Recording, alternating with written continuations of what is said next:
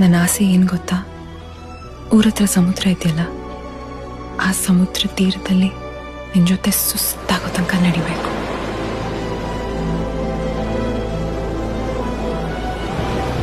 ಅಲೆಗಳು ಒಂದೊಂದಾಗಿ ನಮ್ಮ ಕಾಲು ಮುಟ್ಟಾಗ ನಿನ್ನ ಕೈ ಬಿಗಿಯಾಗಿ ಹಿಡಿಬೇಕು.